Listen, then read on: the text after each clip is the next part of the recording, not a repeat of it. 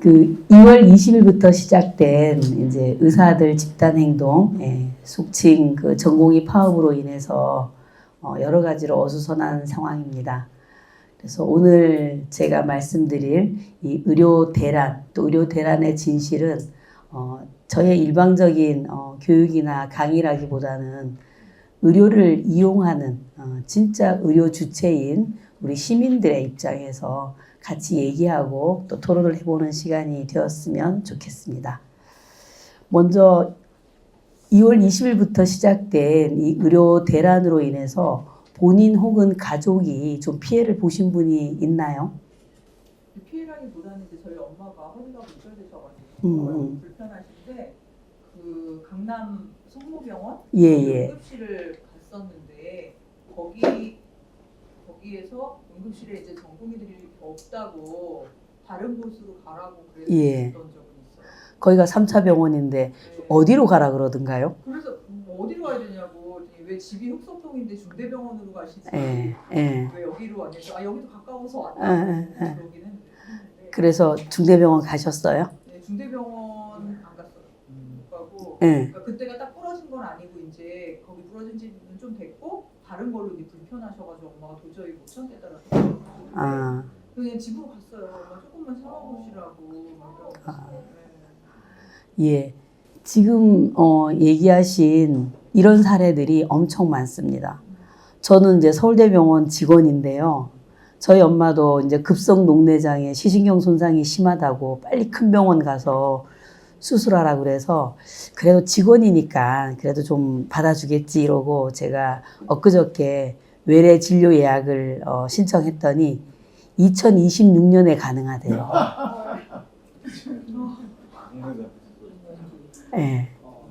시신경 손상은 약간 응급이거든요. 네. 근데 그거를 안과에서 다 알면서 초진 예약 환자를 지금 안 받아주는 거예요. 서울대병원도. 그러니까 지금 본인이나 혹은 가족들이 이런 3차 진료를 받아야 되거나 혹은 응급 진료나 처치를 받아야 되는 사람들은 진짜 목숨이 경각에 달렸는데도 제대로 지금 진료나 치료를 못 받고 있습니다. 이런 상황이 지금 5개월이 넘어가고 있는데 왜 이런 일이 벌어졌는지 또 이런 일에 대해서 우리가 진짜 제대로 된 해결 방법은 있는 건지 이 두 가지를 좀 염두에 두면서 오늘 같이 얘기를 시작했으면 좋겠습니다. 그래서 어머니는 지금도 집에 치료를 제대로 못 받고 계시죠? 네, 그리고 이제 요양사분이 오셔가지고 계시고 저희가 같이 있지 못하니까 응급 상황이 생기면 그분이 이제 어떻게 하셔야 될지. 그렇죠. 응급실 자체에서 사람 안 받아주면, 환자 안 받아주면 갈 데가 없는 거잖아요. 없죠. 그 시간 너무 오래 걸리고 예. 예약하려고 그러면 한참 뒤로 예약이. 그렇죠. 그래서 지금 해결 방법은 하나밖에 없어요. 아프지 않는 거. 근데 세상에 아프고 싶어서 아픈 사람은 아무도 없죠. 그죠? 얼마나 심각한지.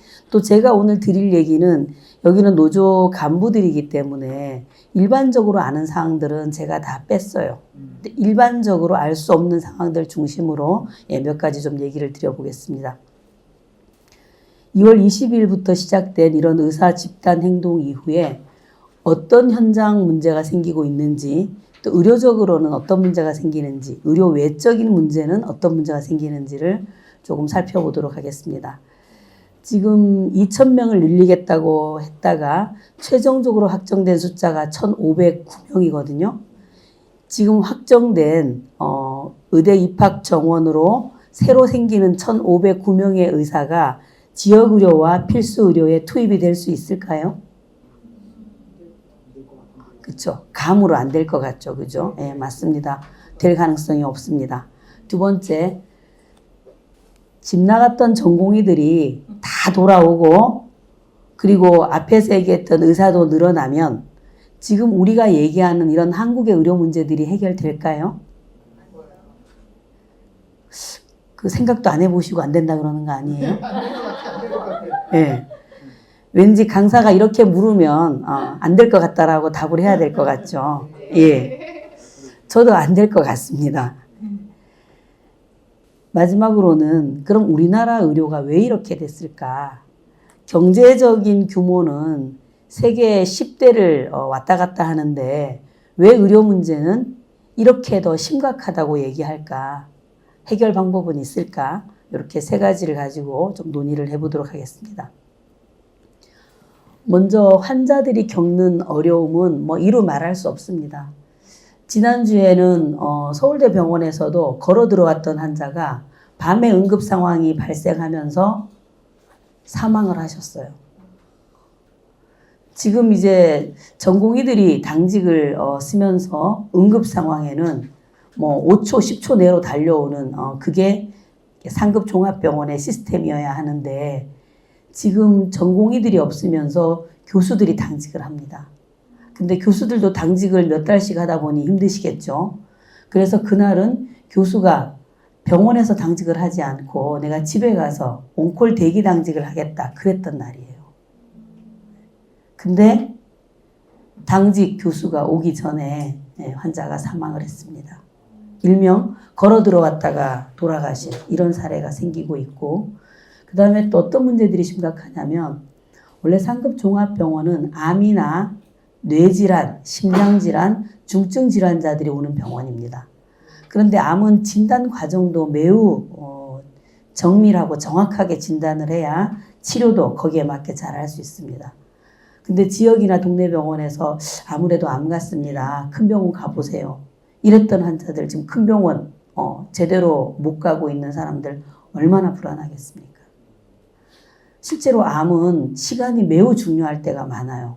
빨리 진단을 해서 수술을 할지 항암 치료를 할지 방사선 치료를 먼저 할지를 결정하고 치료에 돌입하는 방법을 잘 찾는 게 중요한데 뭐 이런 분들은 하루가 여삼추죠. 잠을 제대로 못 주무시겠죠. 이런 환자들이 실제로 많이 생기고 있습니다. 또 가난한 분들, 특히 노숙자를 포함한 진짜 이제 돈이 없는 분들은 웬만한 병원에서 더 잘 안 받아줍니다. 이런 때는. 보람에도 행여병동이 있는데 이런 노숙자들도 중환이 있을 수 있겠죠. 그럼 중환들을 보람의 병원에서 그래도 진료해주고 뭐 수술이 필요하면 수술도 하고 했는데 이제 보람의 병원도 의사가 없다는 이유로 노숙자 중증 질환을 잘 안 받습니다. 저는 이런 부분들은 눈에 보이지 않지만 사람의 생명은 똑같다라고 본다면 매우 심각한 일들이 우리 주변에서 벌어지고 있습니다. 눈여겨봐야 됩니다. 그다음에 의료 문제는 아니지만 이 의사 파업 이후에 아주 심각한 상황들 중에 첫 번째로 비대면 진료를 얘기를 드릴게요. 비대면 진료 혹시 받아보신 분 있으세요? 예. 언제 받으셨어요? 저는 최근에 그 닥터 나우라는 앱을 알게 됐어요. 그래서 그거를 통해가지고 진료받고 약도 처방받고. 예. 편하던가요? 근데 너무 한 10초 안에 끝났어요. 그렇죠. 10초도 안 돼서 끝났어요. 예. 3-4가지 물어보고 끝났어요. 예. 끝나고 나니까 좀 느낌이 어떻든가요? 많이 아프면 병원을 다시 가야겠다. 예. 지금 얘기하셨던 저런 닥터 나우 같은 어플들이 많이 생기고 있습니다. 그래서 무슨 물건 사듯이 의료 구매를 저렇게 하라고 하는 것이 바로 비대면 진료입니다.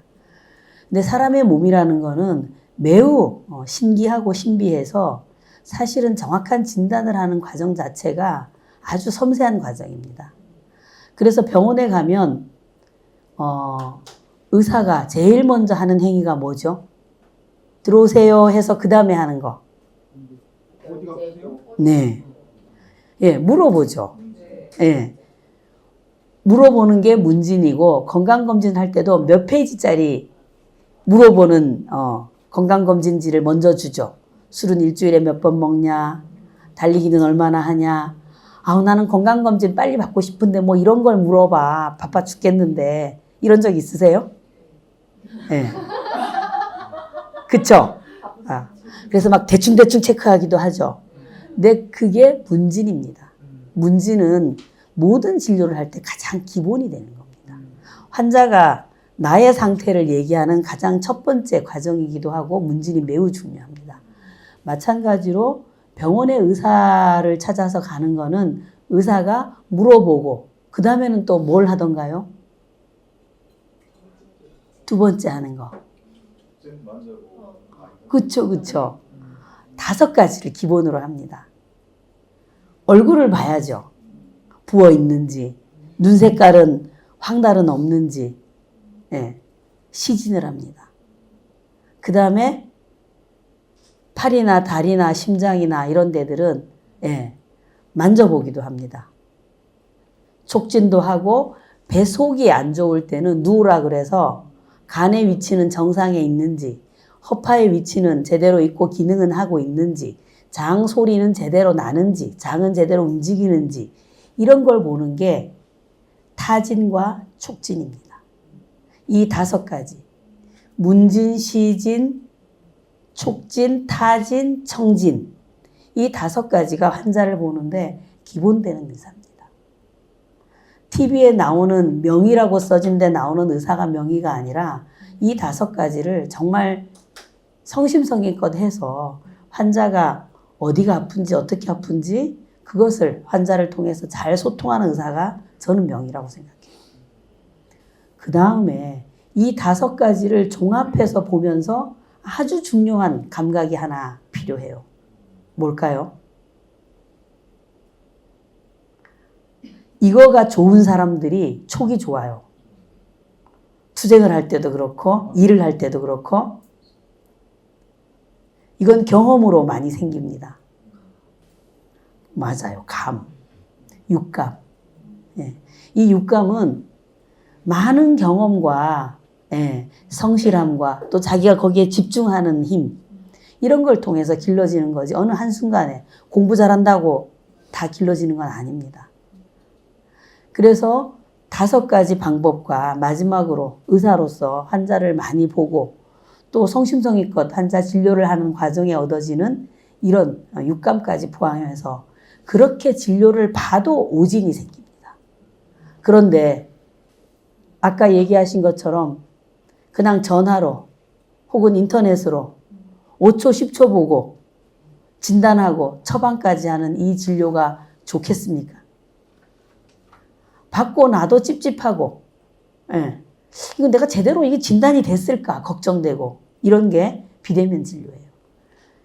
근데 2월 20일 날 예, 의사 파업이 생기면서 2월 23일 날 바로 정부는 전체 의료기관이 다 비대면 진료를 해도 좋다. 예, 이런 지침을 내렸어요. 이거는 매우 심각한 문제입니다. 예. 그러면 모든 의료기관에서 다 비대면 진료를 할 수 있다.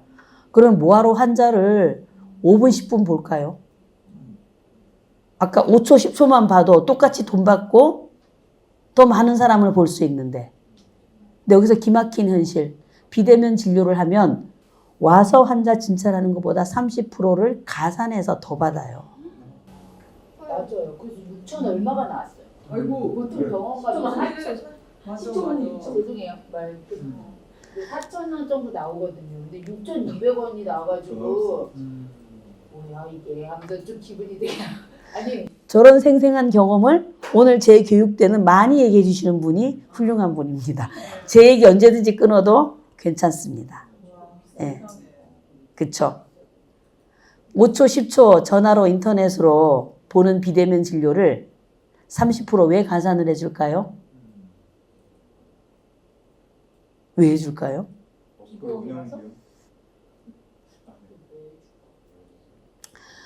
의사들이 해달라고 그러고 그거 해주면 그쪽으로 환자들이 많이 가니까요. 즉 돈 따라서 가게 됩니다. 그리고 환자 입장에서는 그게 우선은 편하거든요. 근데 세상에 편하다고 다 좋은 건 아닌 건 아시죠? 예, 진료는, 진찰은, 의료는 편하다고 절대로 좋지 않습니다. 예. 물론 진료 보는 과정이나 이런 건 편리해야죠. 예.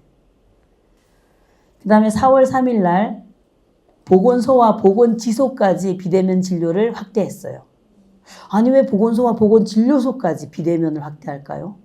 거긴 할머니 할아버지들 지역에 멀리 있어서 보건지소를 만들었는데 왜 거기까지 비대면을 할까요?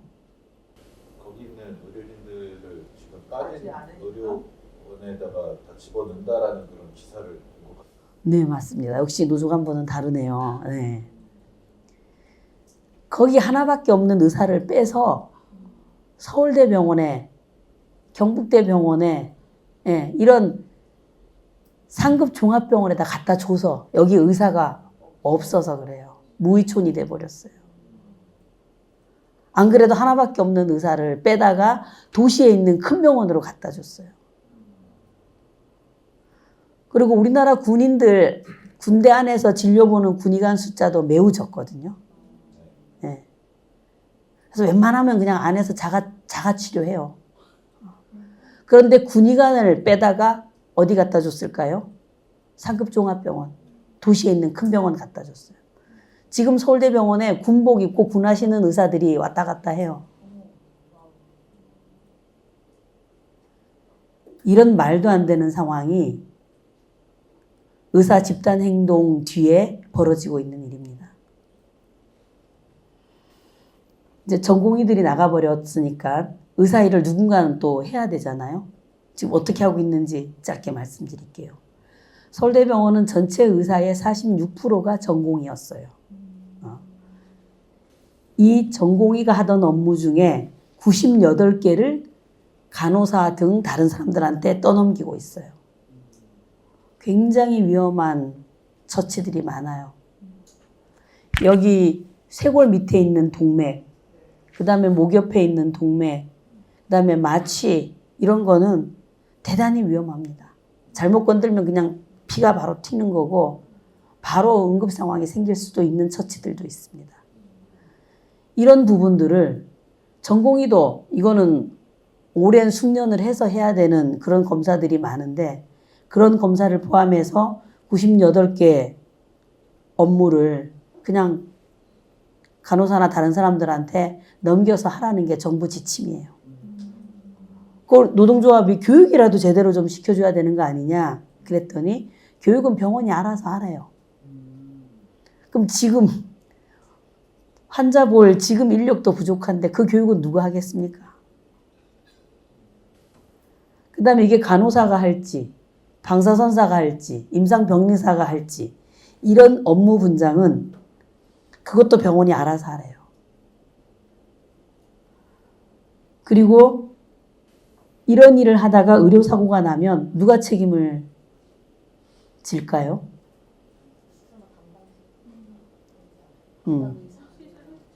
정부의 지침과 현실은 좀 다릅니다. 정부의 지침은 어떻게 돼 있죠? 예. 이것도 그냥 사고 나면 병원장 네가 책임지라 이런 거예요. 근데 현실은 어떻게 되냐? 의료인은 면허가 있기 때문에 의사나 간호사는 그 행위를 하다가 사고가 나면 면허를 가진 간호사가 책임을 져야 돼요. 지금도 법적으로 걸려있는 사건들이 많아요. 그러니 간호사들이 덜덜덜 떨면서 지금 전공의 일을 하고 있는 경우가 다반사입니다. 그리고 앞에서 이런 과정에서 일을 하는데 이렇게 환자를 보고 있는데 어떻게 의료사고가 안 생길 수 있겠어요? 다 쉬쉬하면서 의료사고가 생기는 거죠. 그 다음에 또 언론이 잘 얘기해주지 않고 있는 불편한 진실. 지금 이런데도 왜 난리가 나지 않냐면 아까 얘기했던 전공의가 많이 일을 하고 있던 상급 종합병원에서 손해를 보고 있는, 즉 진료 숫자가 줄어들어서 손실을 보고 있는 부분들을 건강보험공단 재정과 세금으로 거의 다 메꿔주고 있어요. 어떤 이름으로 메꿔주냐? 빠진 전공의 대신 일하는 대체 인력 파견해주는 근무수당.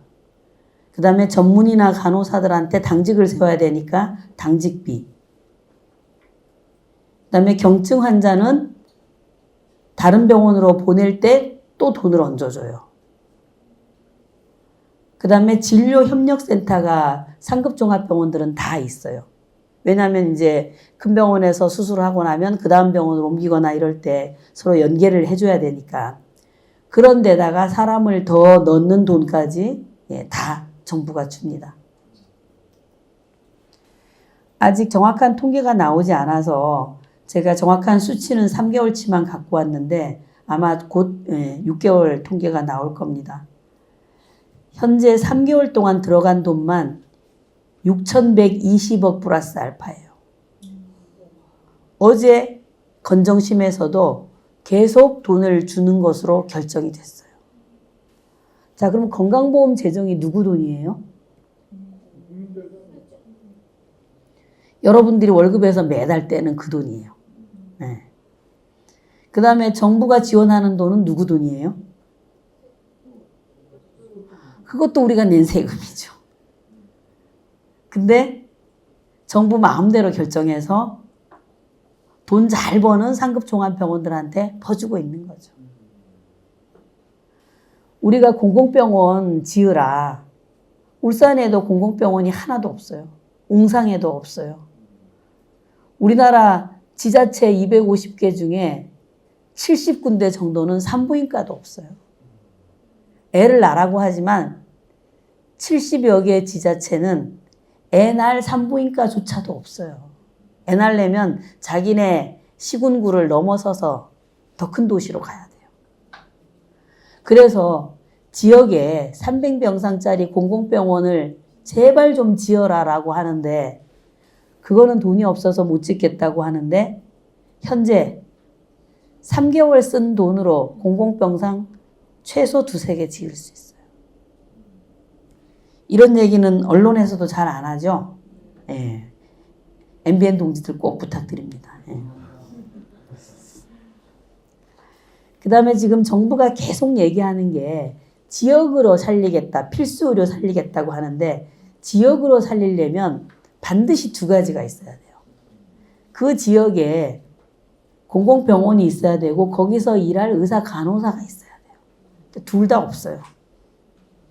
의사만 느린다고 지역의료 살아날 수 없습니다.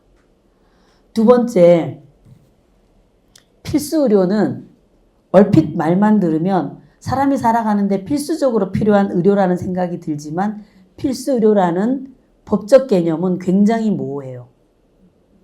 근데 현재 정부는 어떤 방편으로라도 쓰냐면은 중증 혹은 꼭 필요한 진료를 위해서 여기다 쓸 테니 대신 모든 사람들이 이용하는 일반적이고 보편적인 의료는 건강보험의 보장률을 높이지 않겠다라는 그런 방편으로도 씁니다.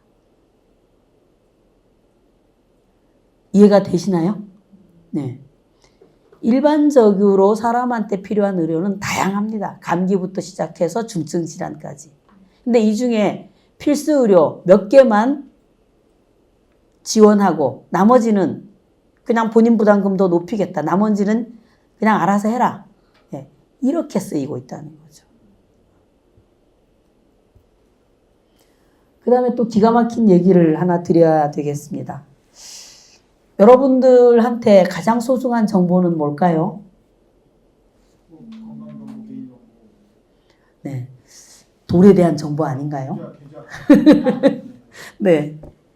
금융 정보와 건강 정보 어떤 게 더 소중할까요? 그쵸? 예. 둘 다 소중합니다.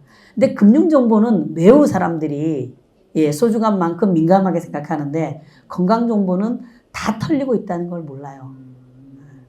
근데 우리나라 건강보험공단에서 갖고 있는 정보는 전 세계적으로 민간보험사나 의료장비사가 아주 탐내는 정보들이에요.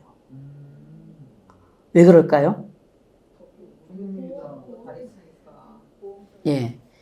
이 건강보험 정보는 대한민국의 건강보험공단 노동자들이 피땀 흘려서 하나하나 축적한 데이터고 나만이 아니라 나의 조상까지 쫙 정리가 된 정보예요.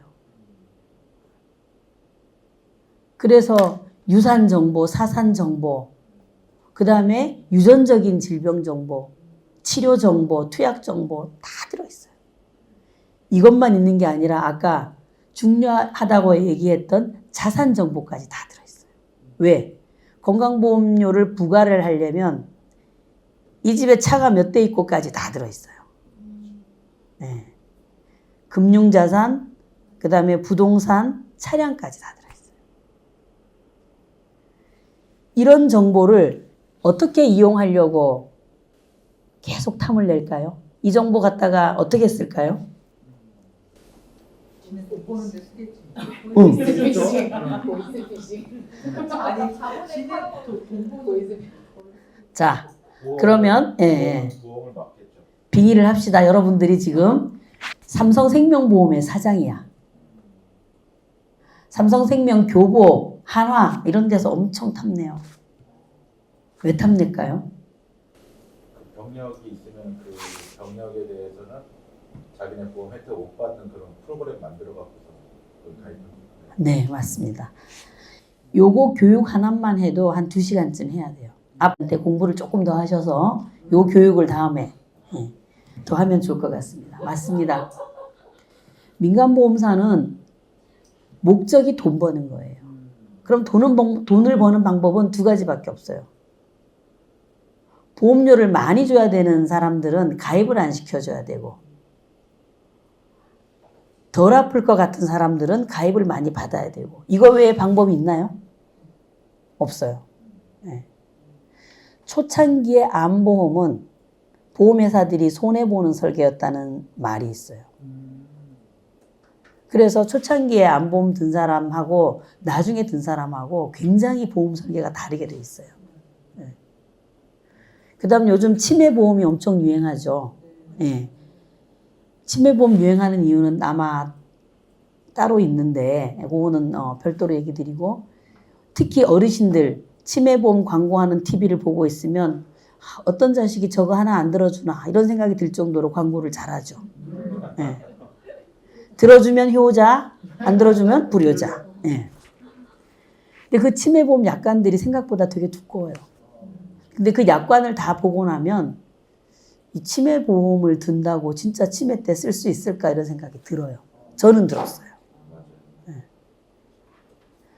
치매에 걸려서 손발을 못 쓸 경우 보험료 드립니다. 이렇게 돼 있으면 어떻게 될까요?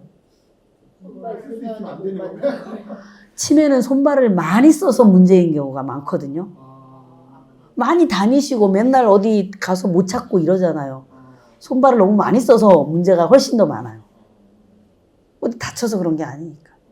네. 이런 중요한 대한민국 건강보험 빅데이터들을 아까 민간보험회사, 그 다음에 의료기기회사, 제약회사가 돈 버는데 이용하기 위해서 노리고 있습니다. 근데 사실 윤석열 정부 들어서서 법적으로는 거의 다 풀렸어요. 작년 7월에 건강보험 빅데이터 민간보험사 제공에 대한 것들을 거의 다 풀렸고, 이제 하나 남은 게 건강보험공단 규정으로 공익 외에는 정보를 제공 못하게 돼 있는 요게 남아있는데, 이거를 기재부가 지금 이것까지 풀으라고 계속 압력을 행사하고 있어요. 올해 이것까지 풀리면 아마 이제 다 털릴 거예요.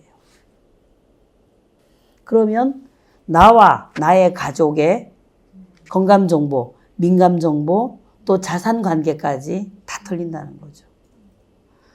대통령이 한 말을 보면 기가 막힙니다. 의료정보는 활용해야 되고 개인 동의를 언제 다 받냐. 현재 개인 동의 받으면 정보 공개 다 가능해요. 근데 국회에서 한번 이거 개인 동의 받은 익명 정보가 익명이 아무 소용 없다라는 게 한번 다 시연이 됐었어요. 한 5번만 돌리면 누군지 다 나와요. 말이 익명이지 실제로 익명 아니에요. 지금 민간보험사들이 자기네들 단체를 만들어서 얼핏 이름만 들으면 보험협회 이래서 공공기관인 것처럼 보이지만 민간보험사들이 협회까지 다 만들었어요. 이 자료 가지고 활용하기 위해서. 일반인들이 잘 알 수 없는 이런 몇 가지 문제를 얘기 드렸는데 구체적인 이제 의료 문제로 들어오면은 조금 근본적인 문제를 살펴봐야 됩니다. 우리나라의 공공의료기관 숫자가 적다 하는데 얼마나 적은지 실감이 안 날 거예요. 현재 병원이 100개가 있으면 그중에 국공립병원이 몇 개일까요? 100개 중에.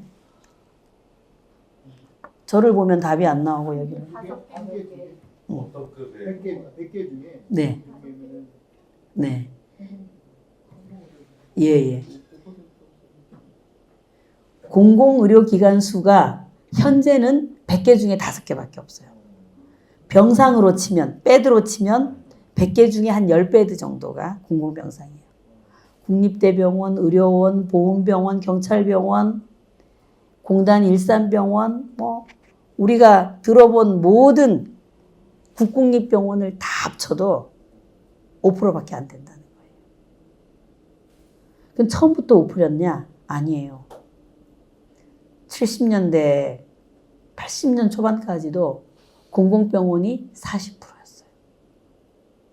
왜 이렇게 공공병원이 줄어들었을까요? 자본주의 사회에서 그걸 맞춰가느라고 개인병원을 예, 눈치로 정답을 잘 맞추셨습니다. 맞습니다. 이제 우리나라에 건강보험이 생기고 또 지역보험과 직장보험이 통합이 되면서 그동안 아파도 돈 때문에 참던 많은 시민들이 보험카드를 들고 병원으로 가신 거죠. 이제 아픈 치료를 받기 위해서.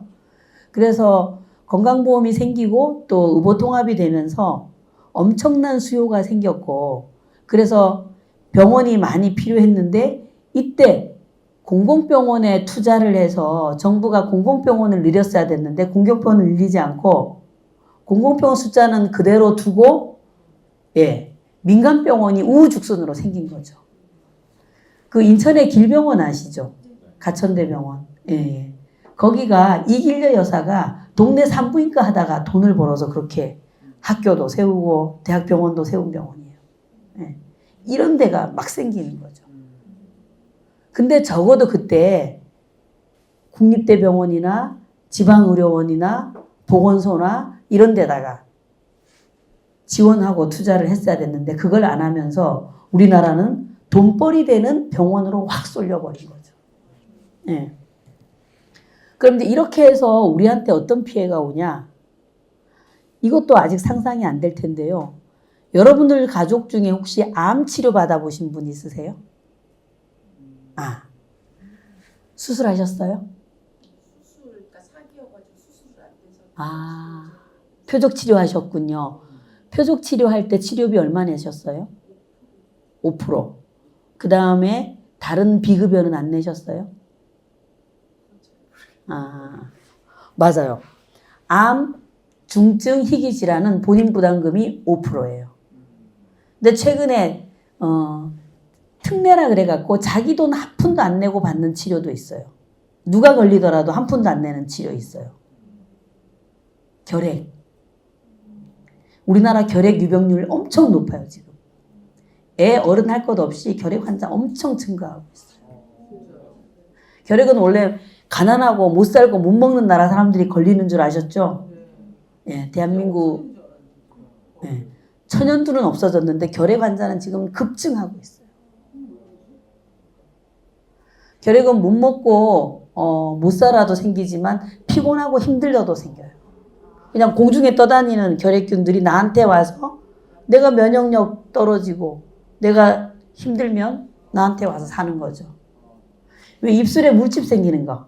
예, 이거 바이러스 감염인데 이것도 늘 자기가 달고 살아요.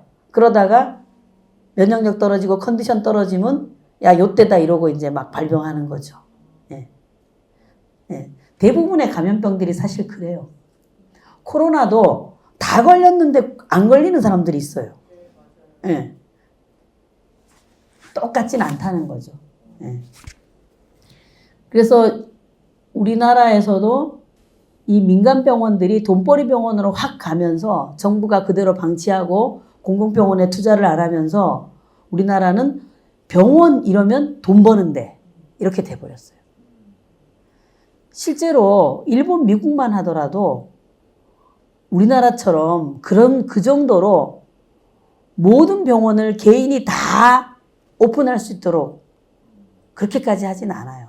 종교병원도 많고 그래도 병원이 너무 돈벌이로 가면 안 되지 이런 게 있어요. 근데 우리나라는 이제 뭐 서울대병원도 이제 돈벌이에 눈이 이제 빨개져 있는데요. 뭐. 왜 그러냐? 아산 삼성, 카톨릭, 세브란스 병원 돈 버는 거 보면서 우리도 살아남아야지 이러면서 뭐 어떤 원장이 와도 돈벌이에 다 혈안이 돼 있어요. 이번에 의사가 1,509병 늘어나고 윤석열 정부가 지역의료, 필수의료 얘기를 하지만 아까 얘기 드린 것처럼 공공병원은 단 한 개도 얘기하지 않았어요. 그 다음에 공공의대를 만들어서 의사를 거기서 공부해서 공공병원에 배치하겠다. 지역에 배치하겠다. 단 한 명도 그런 의사 없어요. 그러면 1,509명 아니라 2,000명, 3,000명을 늘려도 의사들은 위험부담 적고 돈 잘 버는 피부과, 안과, 성형외과. 요즘 이걸 합쳐서 피안성이라고 그래요. 피안성으로 가지 내과, 외과, 산과, 소아과 이런 데 안 가려고 하죠. 지금 이제 의사 파업이 언제 끝날 거냐를 저한테 많이 묻는데 언제 끝날 것 같아요? 윤석열이 탄핵이 돼야 되나? 네. 가장 빨리 끝날 수 있는 시점은 내년 2월 정도인데 그것도 안 끝날 가능성도 훨씬 커요. 왜냐하면 지금 의대 학생들도 수업 거부를 계속하고 있거든요. 네. 그래서 병원은 내년 2월이면 인턴과 레지던트들이 들어올 거라고 생각하지만 제가 보기에는 그것도 장담할 수 없는 상황이에요. 네. 그렇게 되더라도 그거는 또 한꺼번에 한 학년에서 두 개의 학년치를 해야 돼서 또 문제가 될 거라고 얘기가 많이 나오죠. 그렇죠. 네. 교육 여건도 안 좋기도 하고 그리고 사실은 전 세계적으로 2,000명의 의사를 한 해에 늘린 나라는 없어요. 네. 일본은 한 10년에 걸쳐서 늘렸어요. 그러니까 우리가 흔히 뭐라 그러냐면 의사를 늘려야 되는 건 맞지만 진짜 윤석열 정권이 무식하다 이런 얘기를 해요.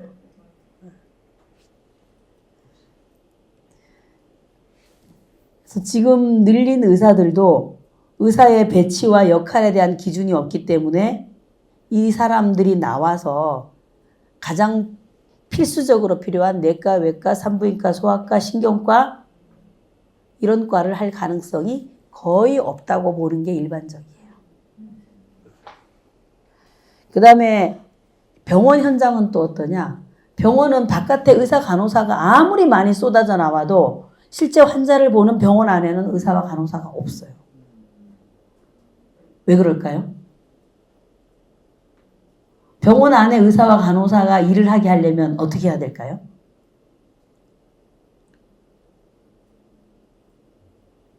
큰일 났네. 간호사는 엄청 많아요. 간호사는 작년에 태어난 신생아 중에 10명에 1명은 간호사예요. 한 해 신생아 숫자의 10%가 간호사로 나와요. 올해나 내년은 10%보다 더 나오겠죠? 네, 왜 그럴까요? 간호사, 간호조무사, 요양보호사 이런 사람들은 엄청나게 산업예비군을 많이 만들어서 싼 값에 부려먹을 수 있기 때문이에요. 요양보호사는 우리나라에 160만 명이 넘어요. 아마 주변에 한 직권도 하나씩 갖고 있을걸요? 조무사도 엄청 많고 오죽하면 이준석 의원이 아니 신생아의 10분의 1을 간호사를 만들면 나머지 일은 누가 하냐고 그랬어.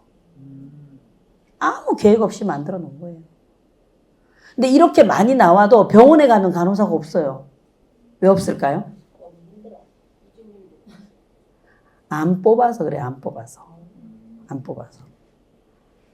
안 뽑으니까 안에 있는 작은 간호사들이 많은 환자를 봐야 되니까 힘들어서 그만두고 하는 거죠.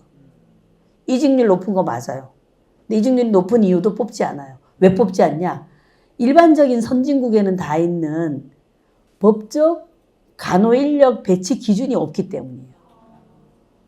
미국도 있고 캐나다도 있고 뭐 일본도 있고 다 있어요. 상급 종합병원에는 간호사 한 명이 환자 몇 명을 봐라. 중환자실에서는 간호사 한 명이 환자 몇 명을 봐라. 내과 병동에는 몇 명을 봐라. 소아과는 몇 명을 봐라. 다 있어요, 법으로. 우리나라는 그게 없어요. 중환자실 이런 데도 없어요. 병원 맘이에요. 그 다음에 또 하나는 우리나라는 법에는 병원 입원하면 간병을 해주도록 돼 있는데 현실에서는 입원하면 간병 해주던가요? 저도 우리 어머니 간병비 1년에 4천만 원 냈어요. 엄청 비싸. 병원비에 한 5배는 냈어요. 그런데 여기서 일하는 간병사는 최저임금도 못 받아요. 내가 내는 돈은 이렇게 많지만. 이게 어디서 오냐? 병원에 입원하면 당연히 병원에서 간병을 해줘야죠.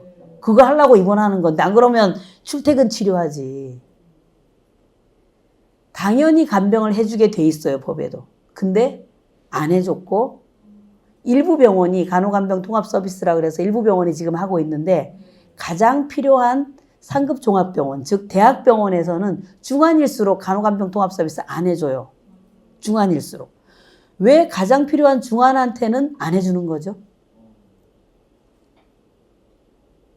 왜 안 해줄까요?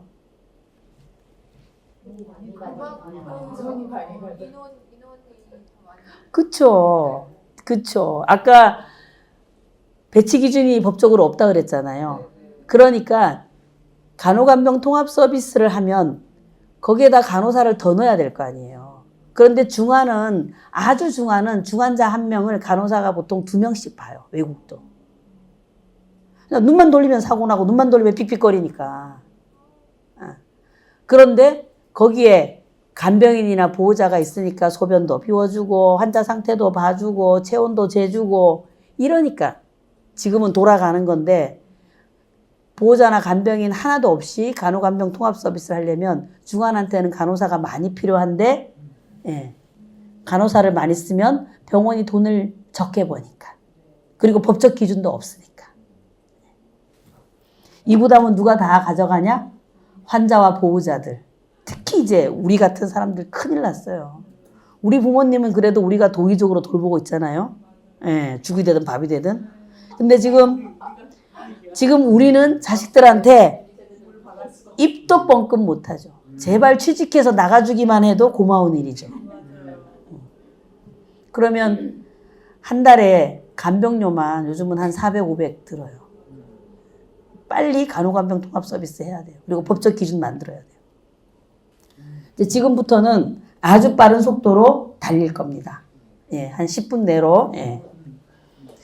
자, 여기에서 이런 종합적인 문제가 의료를 시장화하고 의료를 통해서 돈벌이로 가는 것을 정부가 막지 않았고 민간 병원들이 급속히 돈벌이로 가서 이제 우리의 건강 정보까지 돈벌이에 쓰려고 하는 그런 상황에서 진짜 의료개혁은 가능할까? 어떻게 생각하십니까? 진짜 의료개혁 해야죠. 예. 이거 할 사람은 예. 민주노총과 민중들밖에 없습니다. 예, 진짜 의료개혁의 핵심은 1차 의료를 포함해서 모든 의료는 공공으로 전환돼야 돼요. 1차 의료 이러니까 2차, 3차라고 생각할지 모르겠지만 1차 의료는 영어로 프라이머리 케어라 그래요. 예방, 그 다음에 아주 기본적인 치료를 다 포함해서 프라이머리 케어라 그래요. 건강보험공단에서 건강검진 하라고 하죠. 그거 다 1차 의료예요. 그 다음에 당뇨 환자 운동하고 식단 관리하라 그러죠. 다 1차 케어예요. 1차 의료예요. 이게 얼마나 중요하냐면요. 이런 거를 지금은 하라 그런다고 귀찮아하지만 이런 걸 안 해서 병이 커지는 경우가 얼마나 많은데요. 나중에 발가락 자르고 다리 자르고 이거 다 거기에서 오는 문제예요. 그래서 이런 프라이머리 케어를 포함해서 모든 의료는 민간으로 넘기면 안 된다. 그 다음에 서울에 수도권에만 병원을 지어서는 안 되고 지역사회 전체가 의료와 복지가 같이 있어야 된다. 요즘 아산, 삼성, 서울대 아무리 중환이어도 입원 일주일 이상 대부분 안 시켜요. 막 피주머니, 고름주머니, 소변주머니, 링거를 달고 막 태어나라 그래요. 아침 저녁으로 의사가 와서 달달달달 볶아요. 태어나라고. 왜 빨리 태어나라 그럴까요? 다 돈이에요. 다. 이해 안 되는 상황이 생기면 그 끝에는 다 돈하고 연결돼 있어요. 상급 종합병원일수록 병상 회전율이 높아야 돈을 많이 벌어요. 네. 환자가 오래 입원하면 병원 사람들은 흔히 우린 반값밖에 못 받아 이러는 거예요. 빨리 검사 돌리고 빨리 처치하고 밖에는 환자를 줄줄이 대기시켜 놨는데 전국에서 말도 안 되는 얘기죠. 그래서 그런 환자들이 어디로 가냐? 또 종합병원으로 가요. 집에 가서 당연히 의료적 처치와 케어를 못 받으니까. 그래서 지역에는 의료와 복지가 같이 돼야 되고 특히 노인성 질환들은 반드시 지역 돌봄이 같이 공공적으로 돼야 됩니다. 우리나라는 99% 민간 돌봄이에요. 의료는 아까 5%가 공공이라고 그랬죠. 돌봄은 공공 돌봄이 1%도 안 돼요. 더 심각해요. 그래서 현재 건강보험의 보장성이 64에서 65 정도 되는데 대한민국 생긴 이래로 건강보험 보장성을 최초로 후퇴시킨 대통령이 윤석열 대통령. 박근혜 대통령 때도 올라갔어요. 네. 이명박 때도 올라갔어요. 윤석열 대통령 때 유일하게 지금 거꾸로 가고 있어요. 보험 되던 거 안 되던 게 뭐가 있나요? MRI, 예. 보험 됐다가 지금 안 돼요. 또 CT도 됐던 게 안 되는 게 있어요. 초음파도 됐던 게 안 되는 게 있고. 예. 작년. 예. 근데 이게 다 안 되는 건 아니에요. 정말 의사가 필요해서 이건 꼭 찍어야 됩니다. 이런 경우 가끔 되는 게 있으니까 병원에 가시면 내가 먼저 하자고 하지 말고 계속 아프다 그러세요. 계속 아프다 그러세요. 의사가 그 검사 하자고 그럴 때까지 아프다 그러세요. 예, 건강보험 보장성을 최소 80% 정도까지는 올려야 돼요. 아까 암이나 중증 희귀 질환은 5%라고 그랬잖아요. 진짜 본인 부담금 경감돼서 환자들이 나갈 때 아파서 찡그리긴 하지만 비급여 없는 환자들은 다 어머 진짜 적게 나왔네요. 이러고 가요. 근데 여기에 비급여가 붙으면 사정이 달라져요. 아까 표적 치료라던가 그다음에 항암 치료에서 보험 안 되는 약은 1년에 1억, 2억씩 들어요. 이거 다 보험 안 되는 비급여 때문이다. 비급여는 여러 가지 이유가 있지만 대체로 검증되지 않은 치료약이나 검사일 때 비급여예요. 여러분들 그 줄기세포 치료 좋은 줄 알죠? 네, 큰일 납니다. 검증되지 않은 게 대부분이고요. 그리고 관절약으로 광고에 많이 나왔던 약이 있어요. 이거 안 사드리면 부모님들이 우리 애만 안 사줬어 이러는 약 있어. 최근에는 콘드로이친인데 그 전에 최근엔 광고 안 해요. 명절 때 다 사갖고 가는 거. 호가는도 최근 거. 지금은 광고 안 나와 이 약은. 네. 그쵸. 입에 막 맴돌죠. 네. 광고하는 약들 중에 한 3, 4년을 주기로 해서 광고 쫙 하고 쫙 끊고 딴 거 나오고 그래요. 지금은 안 나오는 약 중에 글루코사민. 지금 광고 안 나오죠? 왜 안 나올까요? 왜요? 효과가 몸에 안 좋은 거였나요? 식약청에서 아무 효과 없다고 발표했어요. 맞아. 그 얘기 들었던 것 같아요. 아무 효과 없다. 효과 없다고 그랬던. 그러면 왜 그거를 광고 막 때릴 때 3년 전에 왜 얘기를 안 했을까요? 그렇죠. 상식적으로 이해 안 되는 거 끝에는 다 뭐가 있다? 다 돈이 있다. 식약청? 그때는 뭐했는데 아니 정부를 그렇게 믿으세요? 그러니까 근데 여기도 어차피 똑같은 글로비타민은 건데 치료제가 아니고 그냥 보조제야. 보조제 건강 다 끝에 치료제가 아니라 건강보조식품이라고 깨알만하게 요즘은 써놔요. 그리고 TV에 광고 나오면 저게 몸에 좋은가 보다. 그다음 여러분은 아시겠지만 그런 건강식품 그다음에 약 비슷한 보조치료제를 막 의사들이 명의들이 나와서 막 얘기하고 무슨 드라마 비슷하게 만들어서 막 할 때 다른 채널에서 그거 관련한 걸 팔아요. 맞아.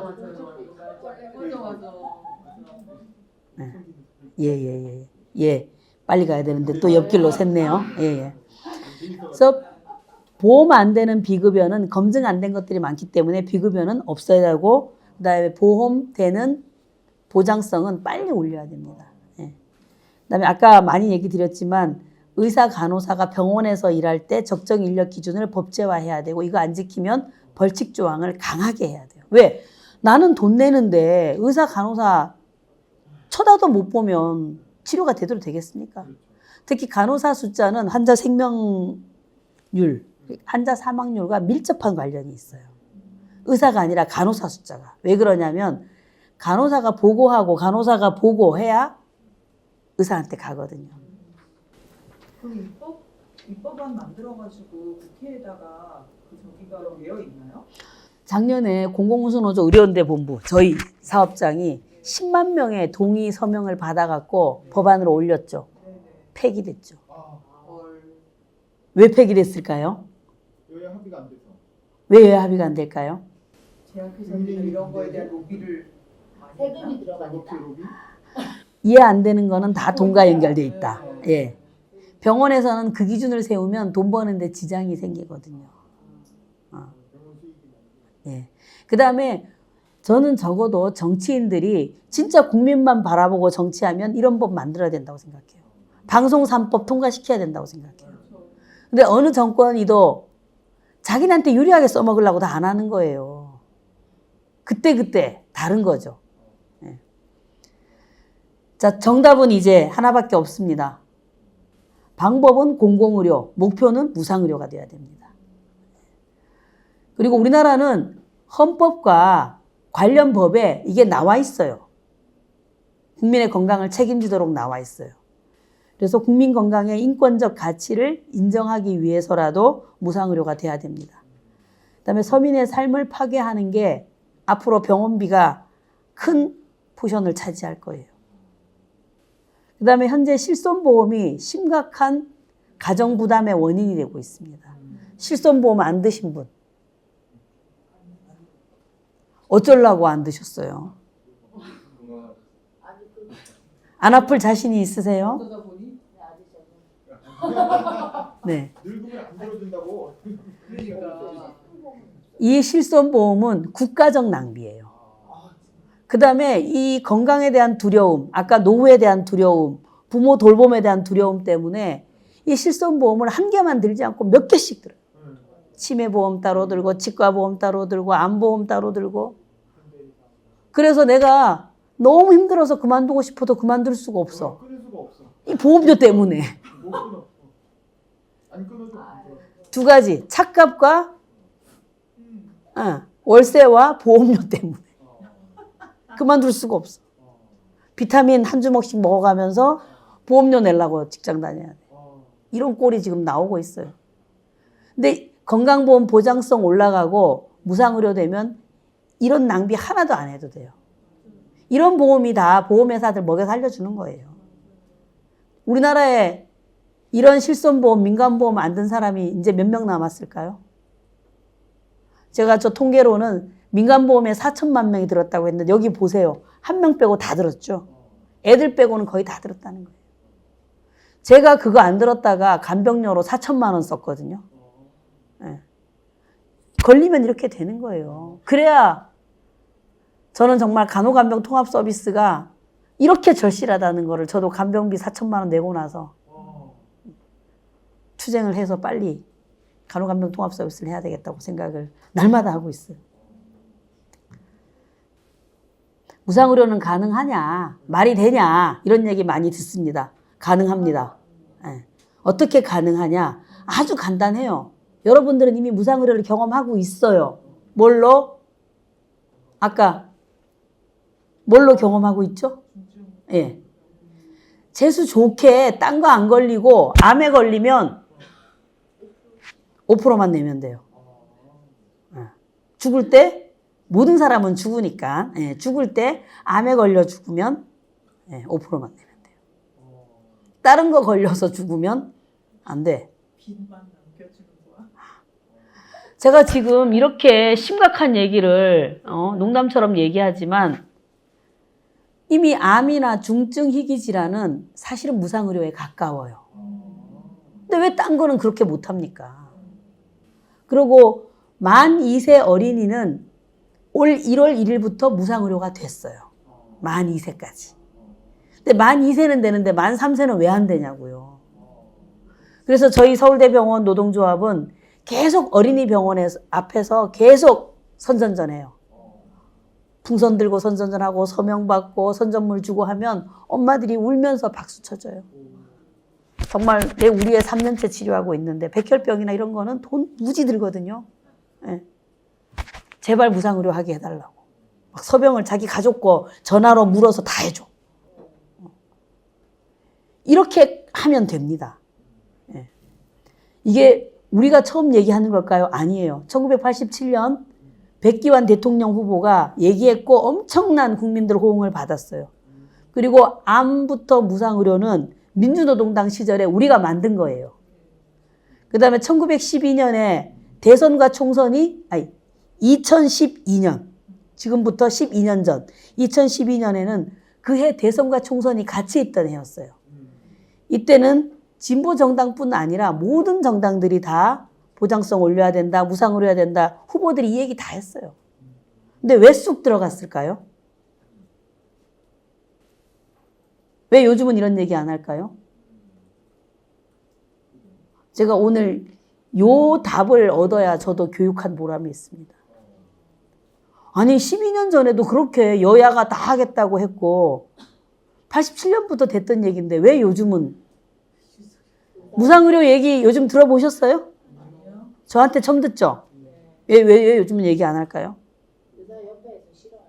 그때도 싫어했어요. 더 싫어했어요. 네. 우리가 얘기를 안 하니까. 진보 정당이 다 망해버려서. 민주노총도 얘기 안 하고 진보 정당도 얘기 안 하고 우리가 얘기 안 하니까. 우리가 얘기 안 하면 이 얘기는 다 불편한 진실이에요. 돈벌이에 도움이 안 되거든. 구체적으로 제가 방법도 알려드리는데 이거 저 혼자 하는 얘기 아니고 아까 1987년부터 했던 얘기예요. 뭐부터 한다? 입원한 사람부터 무상으로 하면 된다. 왜? 입원을 해야 될 만큼 중증이기 때문에 입원한 환자부터 하면 된다. 두 번째, 어린이와 노인부터 주치의제 하면 된다. 그럼 돈 많이 안 들어요. 그리고 어느 병원 갈지 고민 안 해도 돼요. 큰 병원 알아서 연계해줘요. 이렇게 하고 싶어도 못하면 좋은 공공병원을 빨리 만들면 돼요. 아까 지금 쓰는 돈 갖고 2개, 3개 만들 수 있어요. 그 다음에 무상의료를 위해서 필요한 제도들이 한 7, 8가지가 있어요. 요 제도들 관련해 갖고는 하나하나 나중에 보시면 충분히 이해가 될 거예요. 아까 얘기했던 줄기세포 치료라든가 정말 이상한 말도 안 되는 치료들 이거 대부분 사기 수준이에요. 네, 사기 수준. 근데 이런 것들을 민간이 제약회사가 하게 두는 게 아니라 국가가 필요하면 임상실험을 해야 되고 국가가 신기술 의료를 책임져야 돼요. 국가가 표준진료 지침을 만들어서 과하게도 과소하게도 하지 마라. 요 정도로 해라. 이게 표준진료 지침이에요. 요거대로 해야 돼요. 그거를 다 무상의료를 하게 되면 정부가 과하게 하면 정부 돈이 많이 나가니까 과하게 못하게 하고 너무 적게 하면 국민들 건강이 보장이 안 되니까 요거는 더 해라 하고 그 조절을 무상의료를 하면 기가 막히게 조절이 됩니다. 네, 오늘 한 50분 정도 동지들하고 이런저런 얘기를 했습니다만 핵심은 우리가 무상의료를 이제는 떠들어야 된다라는 게 핵심입니다.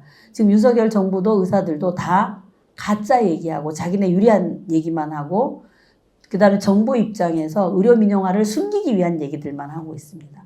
그래서 오늘 제가 드린 얘기조차도 여러 가지 상황들의 일부만 얘기를 드렸기 때문에 동지들이 좀 더 많은 이해와 또 다른 기회에 뵐 수 있었으면 좋겠다고 생각을 하고요.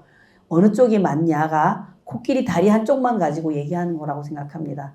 이제 코끼리 다리 한쪽 가지고 얘기할 게 아니라 코끼리 전체를 보는 공공의료와 무상의료를 우리가 먼저 말하고 우리가 먼저 요구하고 우리가 우리 지역에서 같이 실천했으면 좋겠습니다.